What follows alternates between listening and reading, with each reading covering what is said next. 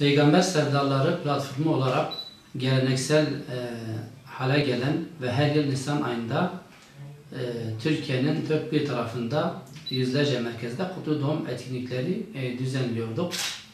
Ancak bu yıl geçen Kasım ayında yine Türkiye'nin dört bir tarafında birçok il, ilçe ve köylerde olmak üzere yüzlerce merkezde Mevlid-i Nebi ismi altında Peygamber Efendimiz sallallahu aleyhi ve selleme gelişine yakışır bir şekilde kutlu doğum etkinlikleri düzenledik.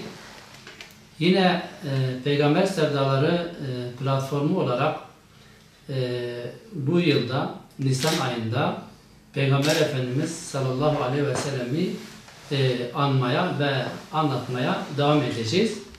Bu çerçevede platform olarak Türkiye geneli yaklaşık 30 ilde etkinlikler düzenleyeceğiz.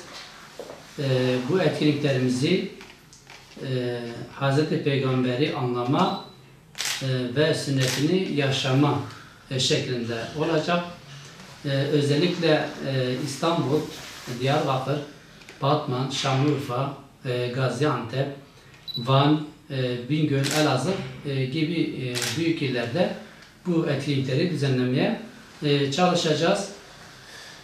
Yine Nisan ayında salavat seferberliği düzenleyeceğiz. Bütün Peygamber sevdalısı halkımızı bu tür etkinliklere ve faaliyetlere davet ediyoruz. Hayırlı bir yarış şeklinde olmasını temenni ediyoruz. Ayrıca bu etkinliklerimizde yine Peygamber Efendimiz sallallahu aleyhi ve sellem'i anlama ve sünnetini yaşama ile ilgili konuşmalar yapılacak. Şiir dinletisi, yine mevlidler okunacak.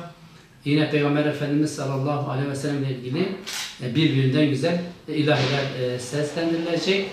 Şimdiden hayırlı olmasını Cenab-ı Allah'tan diliyorum ve bütün halkımızı bu tür etkinliklere sahiplenmeye davet ediyorum.